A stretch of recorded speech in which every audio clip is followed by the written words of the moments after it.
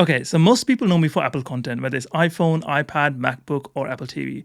And if you've been following me on social media, you know that from time to time I try something different to step out of this ecosystem. Well, this is my experience using Google Pixel 10 in my daily workflow and just day-to-day usage. Not a review, not a spec breakdown, but how Pixel 10 fitted in my daily life. And here's what I think. Okay, let's first talk about the design and the feel of this phone. I mean, as soon as you unbox this phone, the first thing that you notice is how premium it looks. And the first time I held this phone in my hands, I was truly and genuinely surprised. Being an entry-level Pixel, I wasn't expecting this, to be honest. It's got a really nice screen, it's got a really nice back panel, it feels glossy in your hand, truly something premium and of a high end. By no means it looks or feels like an entry Pixel. The design is clean, it's minimal, has got typical Google design language, but in a good way. I like this color as well, and I think overall the rounded edges, the back panel, the front screen, the way they position the fingerprint sensors, the middle camera, the SIM card slot. I mean, everything just feels right. So yeah, for me, this is the best looking smartphone at the moment in the market. I know I talked about iPhone Air and I rated iPhone Air as one of the best looking smartphones in 2025, but I think I prefer this than iPhone Air, and that's probably why I'm trying it. As I mentioned in the beginning of this video, now I've been using iPhone for more than a decade now, and for me to try an Android is always going to be with a lot of criticism because us iPhone users, we love simplicity, we love just something that gets things done. And for me, Pixel 10 has been quite a good experience. This is probably the best version of Android you can have on any phone. It's very much like an iPhone experience. I obviously use Samsung Galaxy Fold 7 because of its multitasking capabilities, not so much as because of its Android features, but because it's so well designed when it comes to multitasking. But if I had to try any other Android phone, I probably wouldn't. I would stick with my iPhone as a main phone. But after using Pixel 10, I do think there's a room for Pixel in my ecosystem. I think this is getting one step closer to the iPhone experience, and also with things like AirDrops now working across the devices and a few other features like, I use Google Drive and Gmail and a lot of the Google features on my iPhone anyway. So for me, it was a quite seamless transition between iPhone and Google. But as I mentioned in the beginning of this video, I didn't actually get this phone to replace my iPhone, but I wanted to still try. Is Google going in the right direction for iPhone users? Will we see an iPhone user, rocking one of these in the future? I'm certainly using this one now alongside with my iPhone. So, if Google can push a little bit more on some of these edge cases, I think we might have a case here. But there are some features that I'm genuinely impressed about. I think very much like iPhone experience.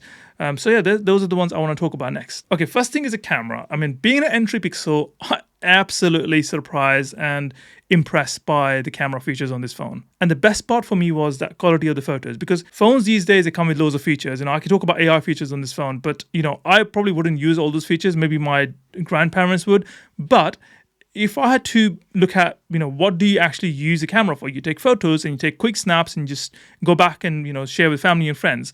But the quality of the photos that comes out of this phone are genuinely impressive. You don't have to try too hard. Even if you don't use any of the AI features, just take a snap and the quality is actually really, really good.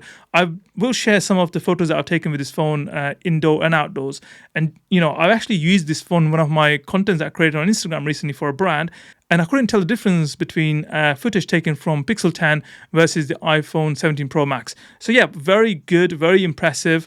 For that reason, as I said, like if you are an Android user or even an iPhone user thinking about Pixel 10, this is generally one of those phones that just gets things done. And with regards to camera, it's reliable, it works, and quality of the photos and videos is very impressive. And obviously it comes with a lot of AI features within the camera, which I didn't talk about today. But, one thing worth mentioning is that the AI built in this phone is kind of like designed for this phone specifically. What I mean by that, it works really, really well. A lot of the phones, they have these AI features, but they feel like they're a bit more standalone. They are not linked to the phone core features. Whereas with Google Pixel phone in general, overall, I think the AI is built really, really well because it kind of syncs with the core features really nicely. So it feels like a natural transition from human-led features into more AI-assisted features. So from the camera perspective, I can see this as my go-to phone. So I talked about the Android experience on this phone, but I think it's worth mentioning that because it's a Google phone, you get the native Android experience. You get software updates, before any other phone in the market.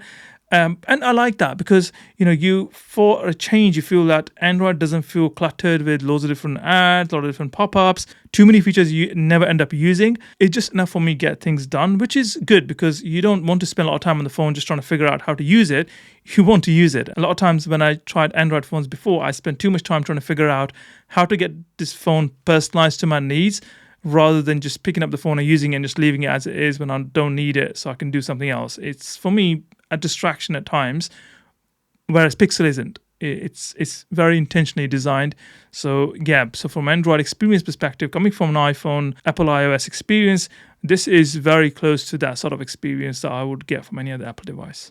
So in conclusion, where does this phone really fit within my ecosystem of Apple devices? And I'm an iPhone user, I've got iPad, MacBook. Would I actually use Pixel 10? I made a video months ago about Samsung Galaxy Fold 7. I ended up actually keeping that phone because it was so good. For multitasking, an exceptionally good phone.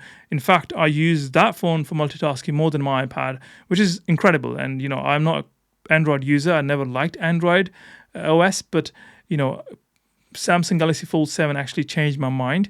But with Pixel 10, it's different experience. For me, where does Pixel 10 fit in? Well, it's a kind of phone that I would use on a family day out, for example. I don't need all the high-end features of an iPhone. I can just use this phone and it will get things done. So a great second phone for me. But if someone is looking to get this phone as their main smartphone, it's a complete smartphone in my opinion.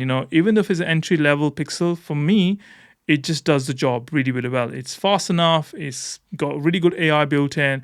It got really nice camera, and I'm genuinely impressed with the camera. And as a content creator, I always criticize cameras on the smartphones, and I never use smartphone cameras for anything other than just quick family snapshots.